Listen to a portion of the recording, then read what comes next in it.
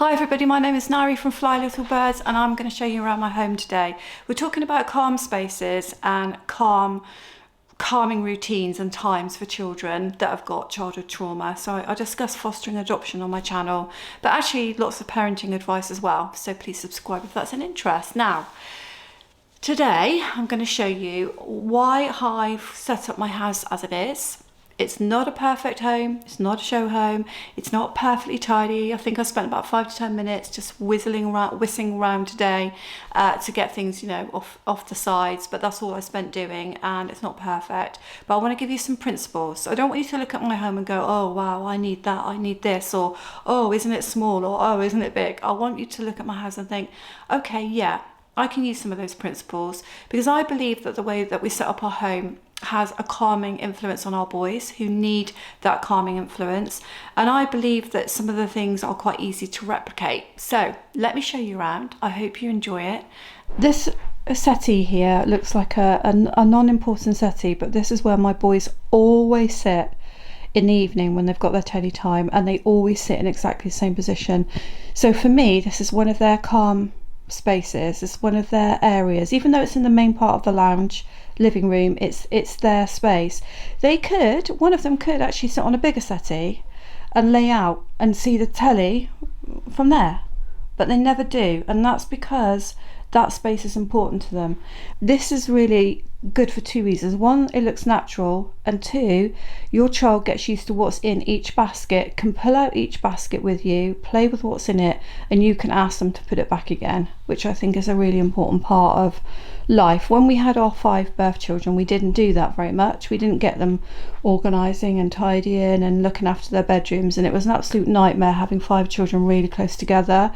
But with the boys, we're a lot firmer with it, because we know how important it is for them to know where things are and where to put things back. So that's kind of like a unit for toys.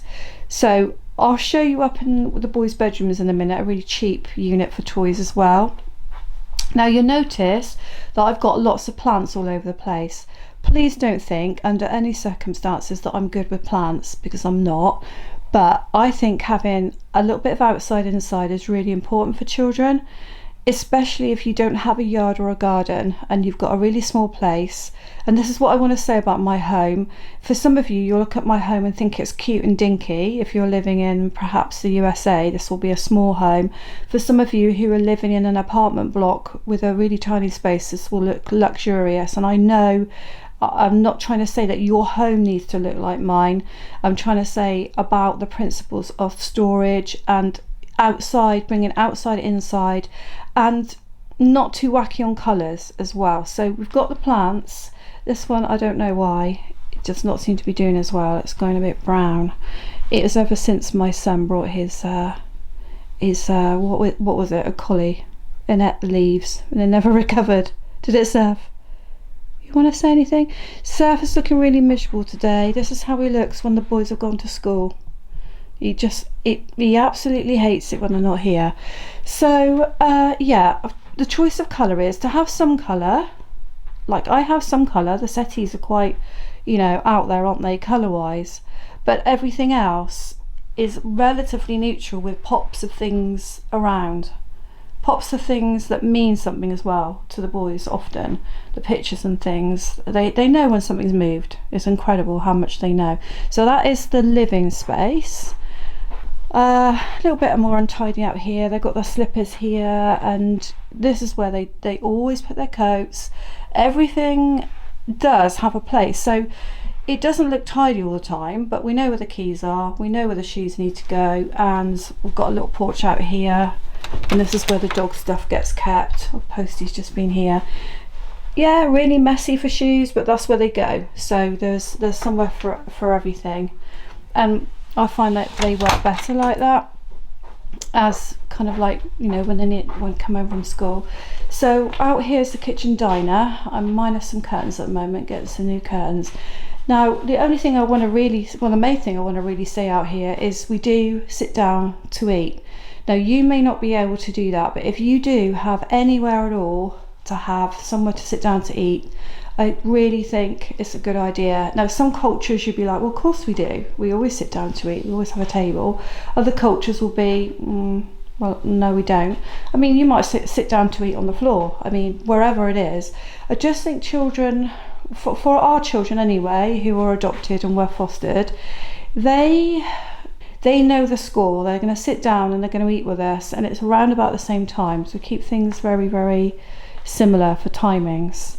The time, making sure you have the same times to eat is crucial for adopted and fostered children. So having somewhere to do that, it makes sense. A lot of families don't do this anymore. You might sit on with your lap. You might say to your children, you go off and have your chicken nuggets and I'm going to have something nicer. But I really, really suggest that part of the calming experience in your household is the routine and knowing that tea is going to happen in the same space, roughly at the same time. Yeah, it is important. This is something that my husband has got the kids doing when they had to come off their screens, okay? He got them outside in the garden because this year we planted a little, what do you call, wildflower garden, and they were out there picking those seeds with him. And do you know what? They really enjoyed that. And again, outdoors, you see, nature. Think about nature. How can you include it in your child's routine? And how can you get some greenery in? Here we have small little plants. As I say, I really don't want you to think that I'm some sort of plant maniac or expert, but I just water them every now and again. And again, everything has its place. They know where stuff is in the cupboards. Sometimes that's not a good thing because obviously small plants, obviously they kind of help themselves sometimes to stuff I don't want them to, but they are older and they know that they can't just binge on stuff. They might try to, but they know they can't. So I'm going to take you upstairs now. So if you look back on my channel, it's a long time ago now, I did a video on hoarding. I'll just turn you around to see me for a minute. I did a video on hoarding, which is something that particularly my younger son has a real problem with, but my older son can as well, because when you look in the drawers, there's lots and lots of junk in there that he hoards. Now you might say to me, well, every child does that. Yeah, I guess every child does do that because they don't want to sort through and throw out, but I feel with the boys it's a little bit different. If you look at their whole story, if you look at their actual story of how we had them and things, you'll see why. There is reasons behind that. So when we organise their rooms, we have to think about they have to have a place almost to chuck junk, if it's junk or if it's not junk, and places where we don't allow that to happen. Otherwise, I'm not joking, we would fight our way to get into any of their bedrooms, any of their spaces. Now, you may struggle with that. You may not have time to worry about that. You may be working full time. I've been there. I'm obviously an older mum now. I'm a grandparent.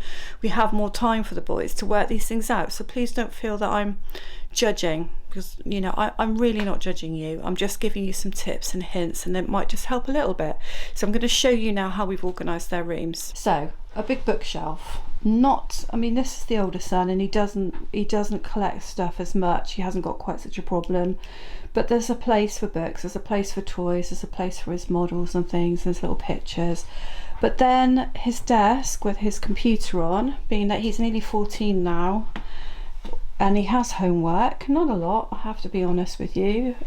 His development and almost doesn't allow for that, but it's kept pretty clear, and don't allow too much to build up. You see there's a couple of cups over there, and it sounds like firm, but be challenging them on why they're there and why they're not downstairs. There's another little desk over here which is a spare, and that happens when my son comes in and shares the room with him when we have guests, because we don't have a spare room. So he's got his bed. He's obviously made his bed this morning, which is great. Now, it wasn't deliberate that this son had the double bed. This was always a spare room for guests, and this is when my son and wife come to stay. So there is a reason why there's a double bed in here and not on the other one. There's the little toy that's been with my son ever since he came to us. He didn't have it, we gave it to him as a little gift. He's kept it ever since. So that is now 10 years ago, 9 to 10 years ago, still there. So he's kind of got places for stuff, but he's the one who struggles. So see this unit here, so when I was talking about just a cheap unit like that with drawers that can be moved out, it would be better actually if we could see into those, because once he puts stuff in there, he doesn't remember what's in there. So they, every now and again, they have to get sorted, because literally everything will get thrown in there, but at least it's in there, which leaves spaces that are clear. Okay, and this for me is a calming effect. This video is all about calm spaces, calm times, and knowing there's clear spaces for them is really important for them.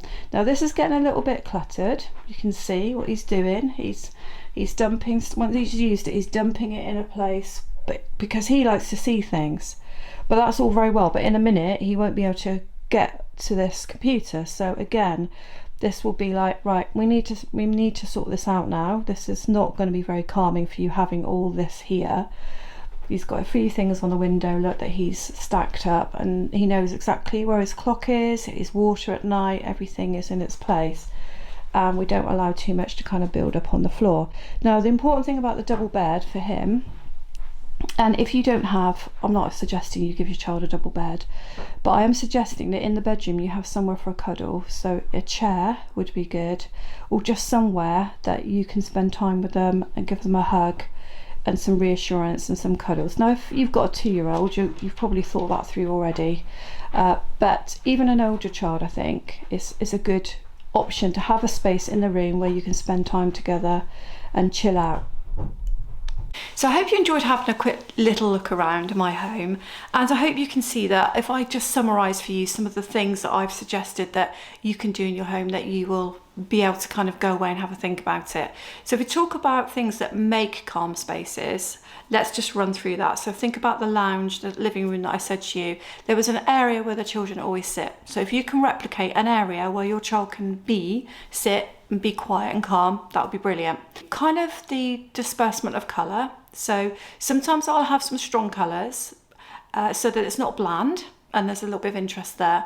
And sometimes I'll have neutral backdrops, but I'll certainly have some storage that has a more neutral look to it, and storage that's accessible for the children so that they can just pull stuff out. You can ask them to put it away again. That's really important. I also have an area where Tim and I can just put stuff that, it may not be our stuff, but there's an area where stuff can go. So when you're looking around the room, you don't have bits everywhere. You've got an area where the actual storage for the main room is. So those are some of the tips from the lounge, living room. Then I came into here where I am now, and I talked about the importance of having somewhere to sit and eat as a family. Now, it doesn't really matter where that is or how you do that, but for me, it's really important for foster and adopted children to know when their food's coming and where they're going to have it. So if they've been manic when they come home from school, or they've just been manic all day, and if you have a toddler or preschool, they get manic just before tea. Yes, it's that evil hour just before when you're trying to make tea. That is the worst time. Then you can gather people together and sit them down for your dinner. And it's a calming thing to do. They know where the food is, they know where the snacks are. Now, if you have a very young children, you might not want to make that accessible, but your child will still know where things are where things are in the cupboards. And I talked about, again, bringing green things in. So bringing outside, inside, particularly if you don't have much outside space yourself, bring some plants in, maybe only 1 or 2, but bring something green in, and think about some natural things that you can bring in. That's why I use those wicker baskets, because they look a little bit more natural. They probably won't last as long as plastic ones, no, but they do, they do have a really nice effect. And then I went upstairs and I showed you the boys' rooms where they can have somewhere where almost like their clutter is going to go. Now in my older son's room, because he's not as bad, the bookshelf is okay for him. In my younger son's room, you notice I had those actual clothes storage units. To be honest, that's probably best for him, even though you can't see what's in it. You might want to have it so you can see what's in it, because it's just going to be full of stuff. I've got like closed ones for him. And then I talked about the fact that I don't allow them to have clutter on some of their areas, so that again it can be calming. So upstairs, obviously my younger son's really lucky he's got a double bed, so he can get quite a lot of cuddles before he goes to sleep at night, and he does make use of that. So I was saying to you to think about the bedroom space, an area where you can do that, where you can be close to your child. maybe it's not possible, but if you've got the downstairs area, then you have that option downstairs. So those are a few of the principles. I hope you enjoyed it. Subscribe to the channel if you're interested in adoption, fostering, childhood trauma, and I do sometimes introduce general parenting tips as well. Thank you for watching.